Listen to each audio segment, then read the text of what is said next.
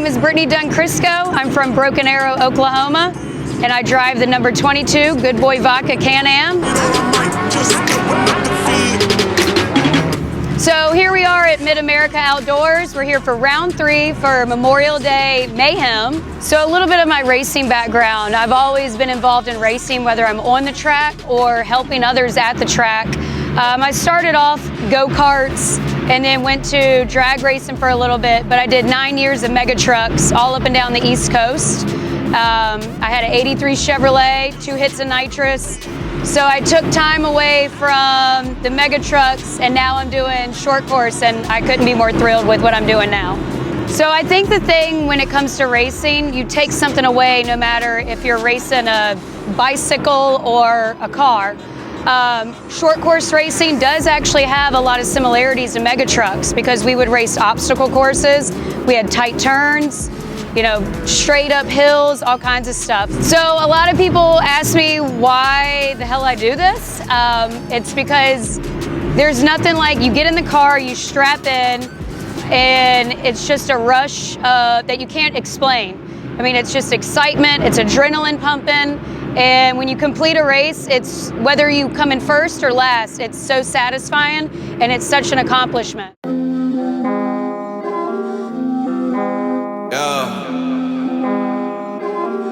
Look, some people love me, and they don't even know I have a hard time loving myself. Some people judge me, and they don't even know I have a hard time judging myself. Life gets ugly, but I got a paintbrush and paint a pretty smile on myself. Mouth stay shut even when I need help. In too deep in the water, Mike Phelps. Swimming lessons, I still got many unanswered questions. Sick of the anger, sick of depression. Wanna be great, count your blessings. Just give me my salad, you keep the dressing. We were doing 6 laps total.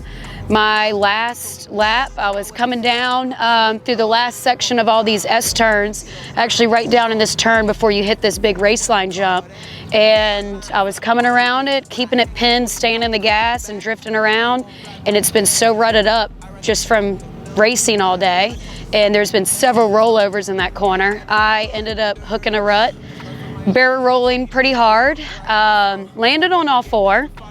But it took me a minute to gather kind of where I was at because it definitely rattled my brain. Hard to swallow, doggone it, and you were really never my opponent. I'm fighting evil, man, they hearts black. They wanted my life, told them back. Got an itch for sin, can't scratch that. Keep the truth loaded in the black gap. Just know if I said it, I meant it, and they gon' take it back. Learn the game brighter than my granddaddy's Cadillac. Young man, oh so, imagine that. Ain't in my control, gotta pray, let them handle that. Yeah, I came off the track, wasn't sure what position I ended in, but I knew I wasn't last, even though I barrel rolled pretty hard. But it was a really, it was a hard impact. But I came off the track, gathered my thoughts, had to get right back in line because I actually raced back to back. I do amateur turbo, and then I had to get in line for my women's turbo.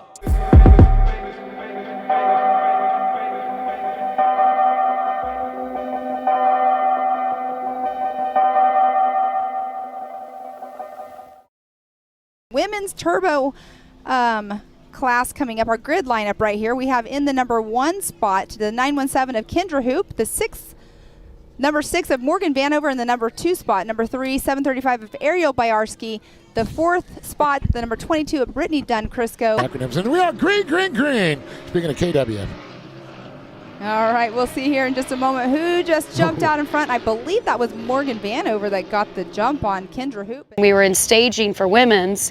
They said it was going to be a little bit, so they made us turn our car off. And I guess from the impact of flipping down there, it jolted my battery and it ripped the starter solenoid cable off. So then the rest of the day, we had to start my car with a screwdriver. But, it happens. But I got in line for my women's race, and I was still seeing some stars from the previous race. Everything was good. I was right up in the front. We're like battling like 3rd, 4th, going back and forth. I was right up in the front of the pack on the women's race. It was everything was awesome because since it was tacky track conditions before, we now had, it wasn't a slip and slide anymore. It was actually gripping, and the women's race was perfect. Everything was going great. I was probably on my 3rd lap, and I was really making way, getting up to the front of the pack. and my spotter got on the radio and he said, I think there's something wrong with your driver's side front tire. As soon as he said that, my steering wheel just jacked to the left and I snapped an A-arm bolt. And unfortunately I had to be, someone lifted me up with a skid steer and took me off the track on the skid steer, and I had to go all the way up to our campsite, still strapped in my car, riding on a skid steer. Overall, as far as race one, it was a blur towards the end because I did find out I had a concussion. So for about 3 hours, this eye was going this way and I saw stars for like 3 hours. So it was an interesting day, but I was running good in my women's race, and unfortunately just a bolt that snapped that's out of our control, but it's fixed and we're ready to race for for race 2. So the good thing about racing out here at Mid-America Outdoors is it's not just about racing. I mean, you've got 2 pools, a lazy river, you've got 2 bars, live bands all the time. But my favorite thing, and I think it's actually a lot of people's favorite thing, is right behind me where you see that big tarp. That is the Barbie Jeep downhill races, which actually just finished up. You can see kind of all the carnage down in the bottom of all the busted up Barbie Jeeps. But it is the most entertaining, hilarious thing you could watch. And, you know, wrapping up racing, wrapping up a day of racing, they have this going on. So everybody likes to go over there, have a cocktail. Of course, I choose Good Boy vodka. But yeah, we just go watch and it's hilarious. But unfortunately today I get there and I'm like, yes, Barbie Jeep races. I propped my feet up on the dash of my machine and kind of took a little cat nap during the Barbie Jeep downhill races, but I woke up a few times when I heard a lot of screaming and yelling. Yesterday, one of the things that was exciting was to see everybody try to figure out this new track layout for today. So it was really cool to see that. I think they've got it dialed. We saw some really strong lap times yesterday. We saw some drivers out there that had some issues in certain areas of the track. I got to talk to them last night in the pits. They're all trying to regroup. They know those spots now. They're ready for today. Today is the day that it all matters, right? Today's the day we race, the second day, the final day. You had a good day yesterday or a bad day, whatever. Today's your day to make it up and do even better.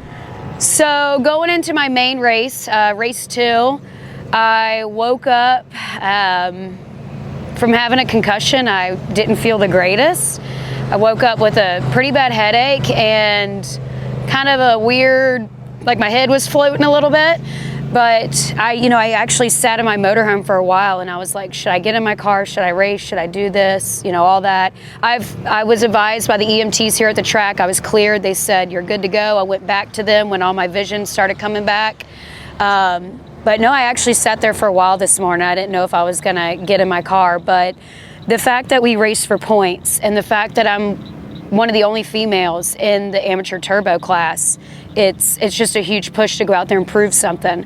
And a lot of people, it's funny, like around the park when I was being towed back yesterday from my A-arm snap, and everybody's like, oh no, not the Good Boy vodka car. So now people know my car, and people come up asking all the time about my sponsor and everything. But there's a lot of people out here that I personally know, and there's live stream. My parents have live stream parties at their house, and I knew I needed to get in my car because I have a lot to prove to not only myself, but I want to prove to, my parents and everybody else that comes out and watches me.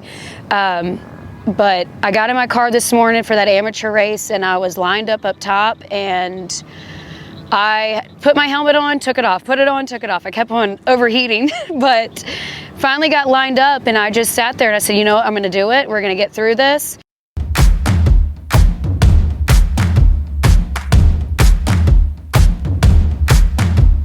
Great job. Oh, and that's looks Brittany. like a door has flown open, but they do have window nets there, so I'm wondering if the opening there, they're going to make her pull over and get that latch closed. So there you see Brittany having to pull over. You have Gus Fisher, who is out there working our race course all weekend long. He actually runs the whole entire park for the most part. That's the problem there. Hopefully not, but she is our Good Boy Vodka sponsored driver out here at Mid-America Outdoors. But no, I had to pull off the track real quick. They got my door shut. As they're doing that, I watched 4 or 5 cars go past me. So it was just a game of catch up, unfortunately. But my car ran good. I mean, steering was a little bit tight from the A-arm adjustment and fixed from the day before. So race 2, women's turbo, my main race. And this is a race that I get very excited to race because it's all women, and there's a lot of little girls, out here running around and hanging out at the pool, or that come down here racing, and they come up and they say, I want to do that too, which they can. I think it's great that we have 2 women's classes. We'll have 8 ladies taking the green flag out here. Give them the thumbs up. There we go. Green flag is out. Hammer Racing, green, green, green. Once again, the women's turbo off and running. Brittany Dunn-Crisco, she was in the amateur turbo class earlier on, but we have the familiar cars literally that just came off the race course. Everybody's coming down and they're just sliding. My car turned completely sideways and I'm just sliding down sideways. Ended up at the bottom, couldn't drive forward to keep on going. I had to back up and then go. Coming around, another racer in front of me spinning out. So I was like, oh, thank goodness it wasn't just me. But just from that little hiccup, I had to then play the game of catch up again. So I kept on running hard and going, and I mean, just every lap it was getting a little bit drier, and I was able to find a groove. So there's a couple turns where I just take that outside line and just pin it, and a few places you got to hug on the inside.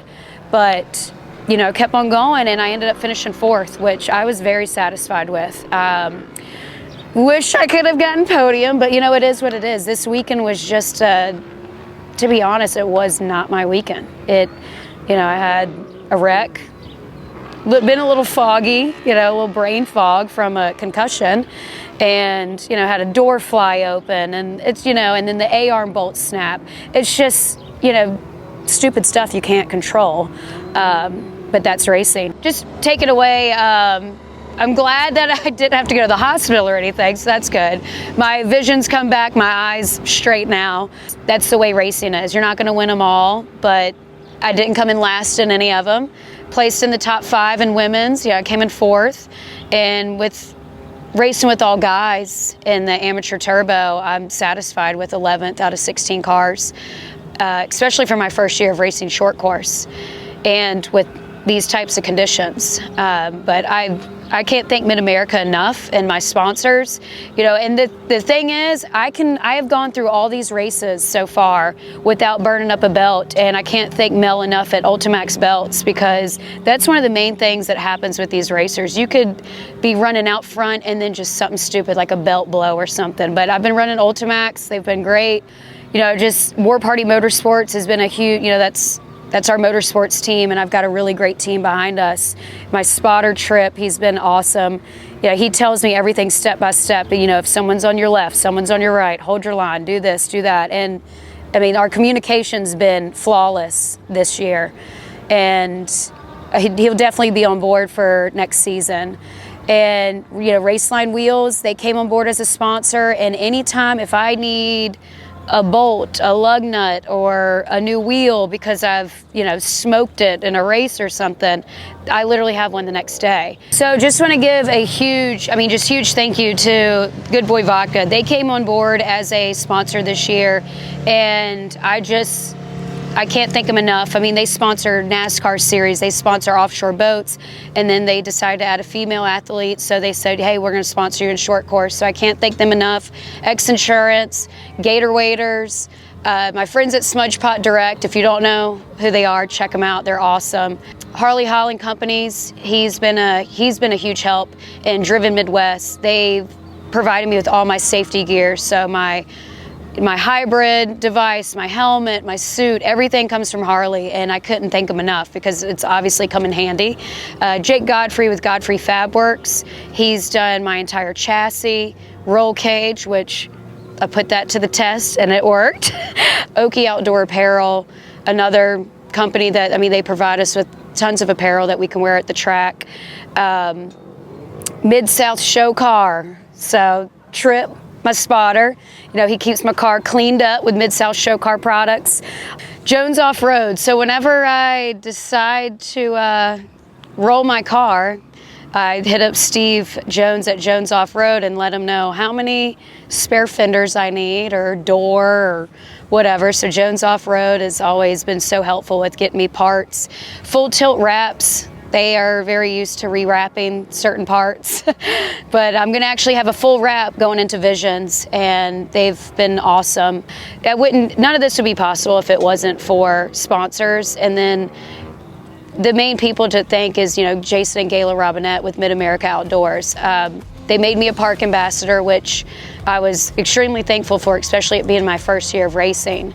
But none of this would be possible without them. I mean, they provide, it's not just an off-road place. Like, this is an outdoor destination. You've got Barbie Jeep races, you've got pools, you've got concerts, you have racing. I mean, it's just a full entertainment park, and I can't thank Mid-America enough. June 12th to the 18th is Visions, and you definitely don't want to miss it. If you can't come, it's always live streamed through AOE.tv and Mid-America Outdoors Facebook or Mid-America Outdoors YouTube channel.